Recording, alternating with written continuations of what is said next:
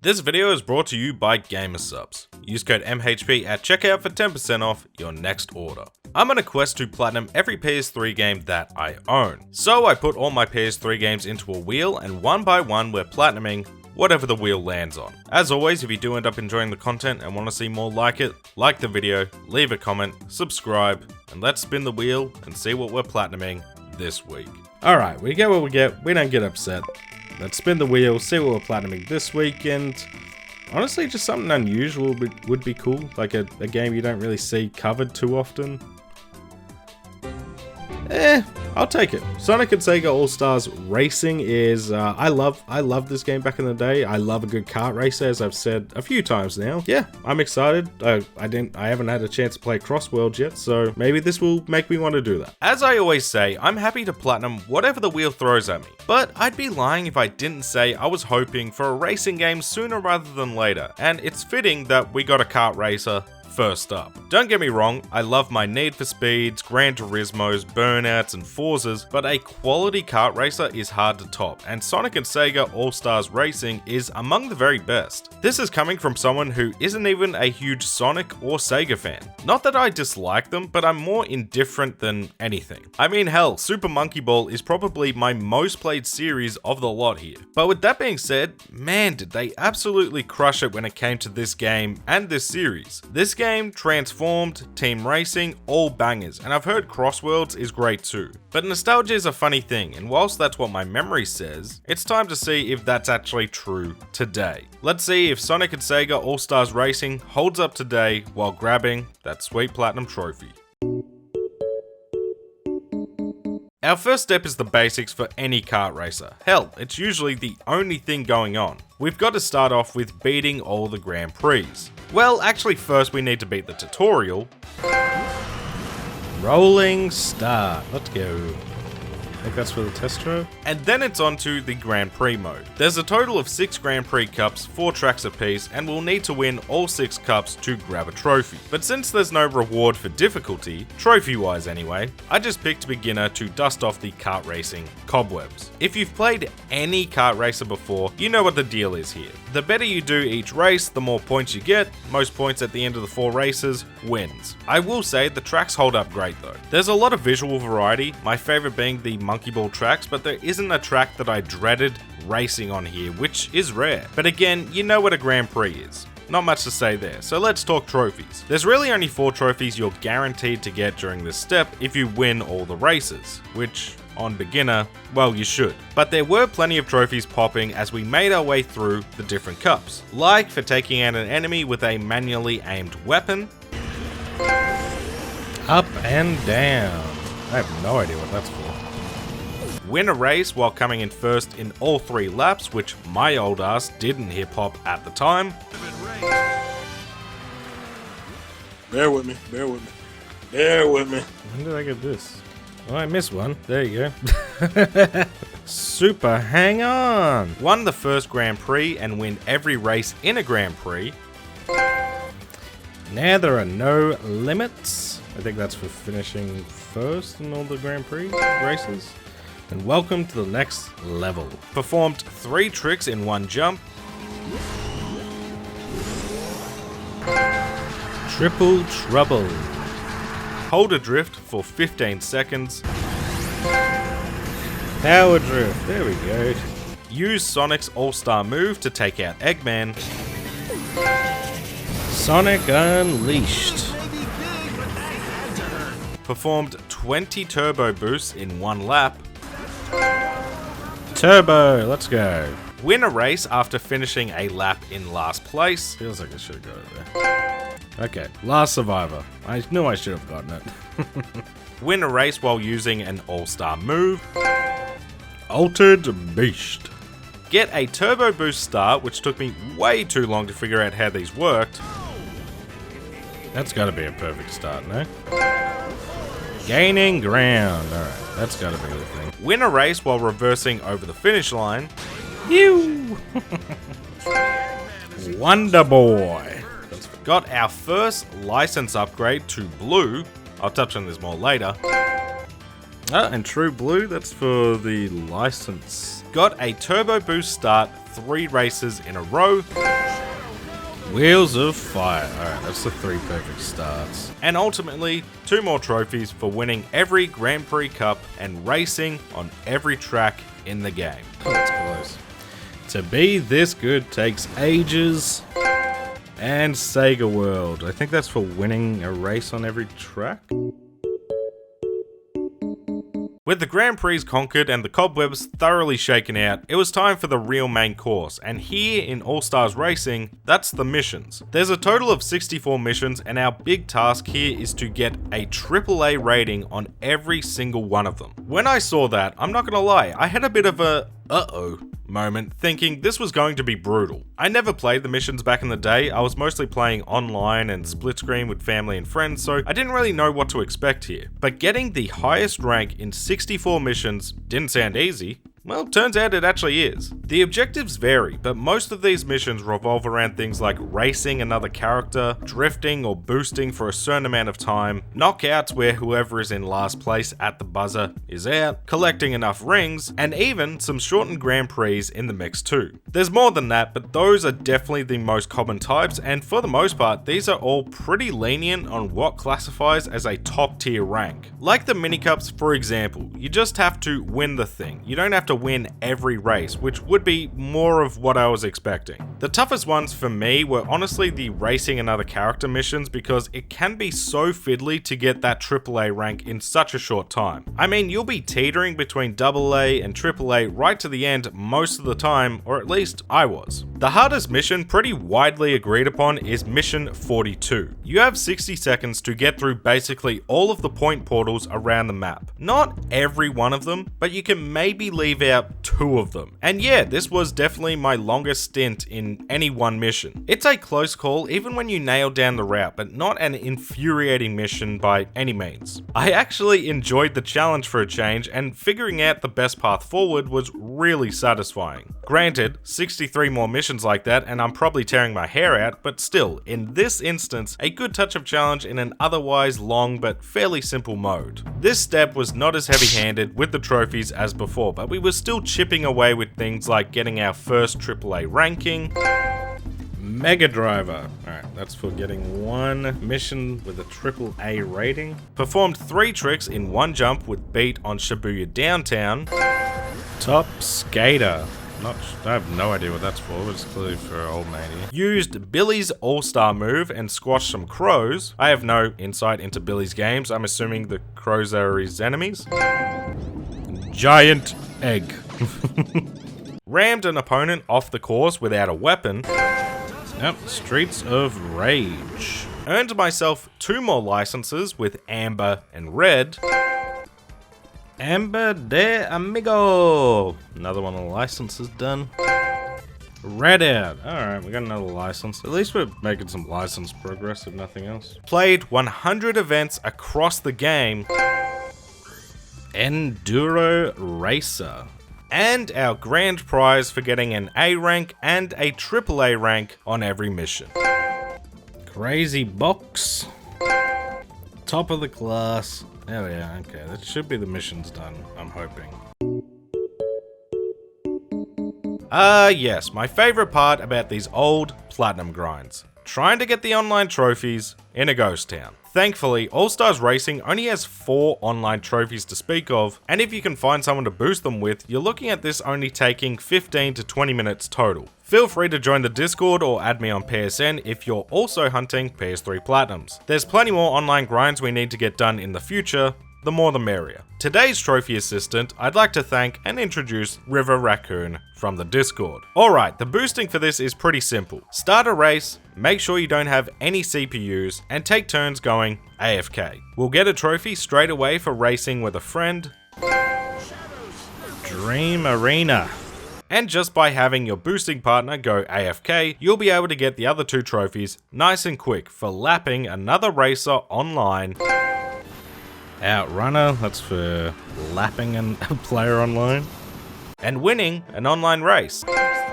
Racing Hero. Alright, win any race online. That just leaves me with 1 left. That just leaves hitting an opponent with 100 items. A bit more of a slog, but same sort of principle. River goes AFK near some items and I just sit by the items, spamming whatever comes my way until I hit 100. It is annoying when you get the boosts or mines, but it is what it is. Yeah, let's go, Death Adder. Alright. That's the online trophies done. Thank goodness. Appreciate you, River or Comic, whichever you want to go by, but yeah, appreciate you, mate. Thank you. With our quick and easy online detour out the way, it was time for what usually is the biggest test of any kart racer. It was time to test our knowledge of the 24 maps and our skills with the game and race against the clock to get the best time we possibly can. That's right, we have staff ghosts to race against, and just like the missions, this prospect had me sweating. Time trials in general make me anxious. Beating someone who made the game seemed like a Herculean feat. But first things first, we need to head to the shop because we need to buy all the courses first, which after completing all the Grand Prix and missions was no problem. Lucky dime. Okay, now it was time to sit up straight, lock in, and really push myself to the limit. Or so I thought, but genuinely, these are a joke. Beating the staff ghost is a cakewalk, to the point I thought I mustn't be doing the right thing, or maybe I hadn't unlocked the right ghost yet. As long as you can keep a boost up, which in this game is very easy with how windy most tracks are, you'll smash these times without much effort. Don't get me wrong, I'm glad they don't make me hate myself, but I just expected them to be more of a struggle. Not much going on here trophy-wise either. I got my license to bronze. Yeah, let's go. Alright, virtual bronze. And set a personal best time on any and every time trial course. Time Stalker. Clockwork. As well as defeating a staff ghost on any and every time trial course. And Shadow Dancing. Ghostmaster. Thank goodness, didn't bug. And that was all the game modes done and dusted in around 7 hours so far, leaving just one more step to go.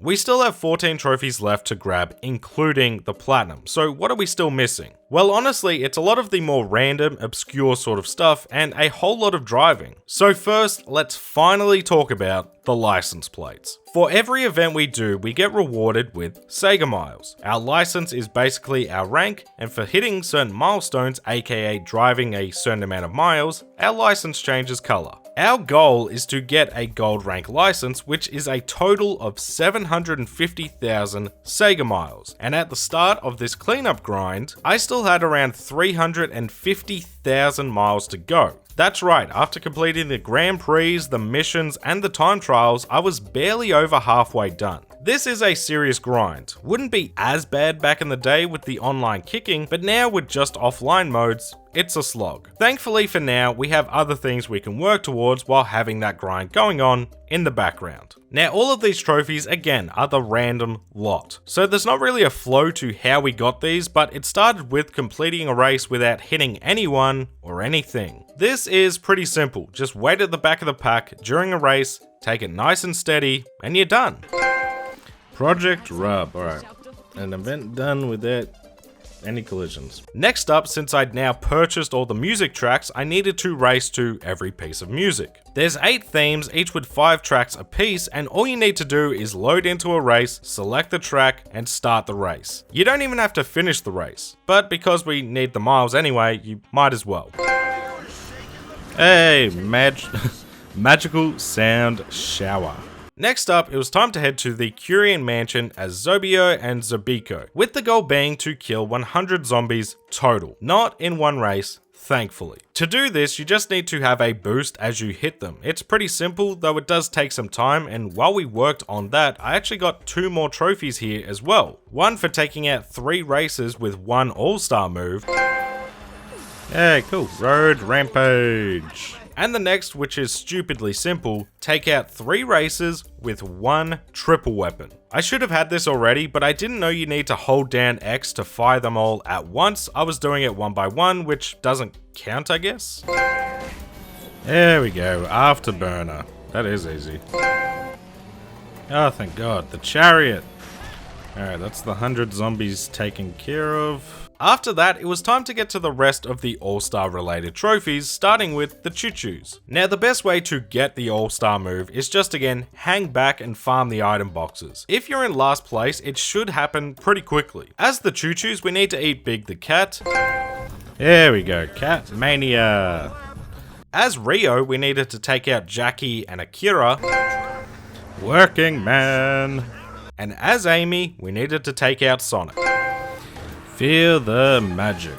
Alright, that should be all the All-Star trophies. Those were the specific All-Star move trophies done, but we still had the big one to go. Take out a racer with each character's All-Star move, which while we do that, we can also go after the trophy for winning a race as each character. But first we needed to buy all the characters, which were the last things in the shop I needed to buy. High Roller. Alright, no more shopping needs to be done, just racing. With all the characters, the grind began and, well, there's not much to say. I began each race farming for the character's All-Star move, made sure I hit someone with it, and then made sure I won the race. Along the way, finally getting my silver license, which was for passing 500,000 SEGA miles. There we go, Captain Silver. Oh god, I've got to race this track like 120 more times to get to gold. Yuck. Fighters Mega Mix. I almost missed that one. Can't eat jack. Alright. That's all the All-Star stuff. Classic Collection. Alright, that's for winning a race with every racer as well. I think that just leaves me with the SEGA miles. Yippee. Now, all that was left was the final trophy, reaching 750,000 SEGA miles. By the time I reached this point, I had roughly about 190,000 miles to go, and this is where you can approach it however you really want to. If you need variety, go ahead and race all the tracks again and again. I'd rather get it over and done with, and if you're the same, the best miles farming method is single race, one lap, treetops. This map takes 35 to 40 seconds tops to complete, nets you 2100 SEGA miles for winning, and if you press play again, you don't have to worry about the load times. I had to race this track 90 times. 90 times to get this done, but honestly, I'll take the time save. Just chuck on some YouTube, maybe your favorite platinum hunting bear, go into autopilot, and you'll get the gold license along with the platinum, and our time with Sonic and SEGA All-Stars Racing was done. Yay, Golden Axe, Ultimate Collection, and that is Sonic and SEGA All-Stars Racing, done and dusted. And I gotta be honest, that was pretty fun. Again, like, same with Tekken Tag 2, bit of a grind towards the end just to get those miles up, you know, when there's not really any online anymore to speak of, and you're just sort of almost trying to get this done as soon as you can. It can be a little bit of a drag, but overall it's not a long platinum and it's a great racing game, so yeah, I enjoyed it. So would I recommend you play in platinum Sonic and SEGA All-Stars Racing? This is an easy yes for me. This was an experience I loved back at release, and I just had so much fun revisiting it today. I think it holds up incredibly well, the tracks are quality, it looks great, and there's plenty of different modes and things to do. For the first game in the series, they hit the ground running with this one. In terms of the platinum, it's all pretty good there too. Lots of incentives to play each of the modes, use different races, plenty of opportunities to learn and practice each track, and online trophies are here, but are very quick to get out of the way with a boosting partner. Really, the only downside is that gold license grind. Still having close to 200,000 miles to go when I've done everything the game has to offer is a bit of a drag, but with the treetops method, it's surprisingly not too long a process. So if you're a fan of kart races, you really can't go wrong with this one. Thank you so much for watching. If you made it this far into the video, make sure to leave a comment with, "Hey now, you're an all-star," because that's been in my head all day since playing this game, and let me know that you made it to the end. If you enjoyed it, don't forget to like and subscribe. Leave a comment below and let me know which PS3 game you hope the wheel lands on next, or any games to potentially add to the wheel. Shout out to the channel members for that extra level of support, and special thanks to members of the Bear Club, Scott Unwin, Steel Vanguard, It's Grey J, Dark Wolf, Zafado, Lug Knights, Golden Sparrow, Lord Alex, Kuzma, Jarvis McGee, and One Wonder Hit. Thank you all, and I'll catch you in the next one.